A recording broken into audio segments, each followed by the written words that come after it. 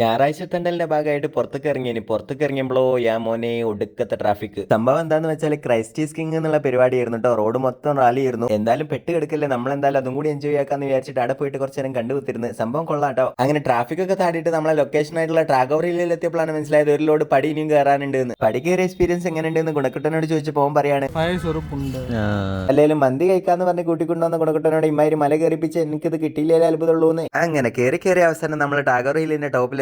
ഇതാണ് അതിന്റെ മുകളിലുള്ള ടെമ്പിൾ കേട്ടോ. പേര് പോലെ തന്നെ ഹിസ്റ്ററി നോക്കി കഴിഞ്ഞാൽ സാക്ഷാൽ രവീന്ദ്രനാഥ ടാഗോർ അങ്ങരുടെ എൽഡർ ബ്രദറൊക്കെ ആയിട്ട് ബന്ധപ്പെടുത്തിയിട്ടുള്ളതാണ് ടാഗോർ ഹില്ല്. എന്തായാലും ഇതിന്റെ മുകളിൽ നോക്കി കഴിഞ്ഞാൽ നമുക്ക് ഏകദേശം റാഞ്ച് മൊത്തം കാണാട്ടോ. മൊത്തം പാറക്കെട്ടും കാര്യങ്ങളാണ്. അതിന്റെ ഇടയ്ക്ക് ഇങ്ങനത്തെ സ്പേസുകളൊക്കെ ഉണ്ട്. എന്തിനാന്നുള്ള ഇഫ് യു നോ നേരം വൈകി വന്നാലും എസ്തെറ്റിക്കിന് ഒരു കുറവ് ഉണ്ടാവരുത് എന്നുള്ള റാസിക്കുട്ടന്റെ ഡയലോഗിന് മുന്നിൽ നമ്മൾ ഒരു പാർക്ക് മുന്നിൽ ഫോട്ടോ എടുത്തോണ്ടിരിക്കുമ്പോഴാണ് സൂര്യ എവിടുന്നോ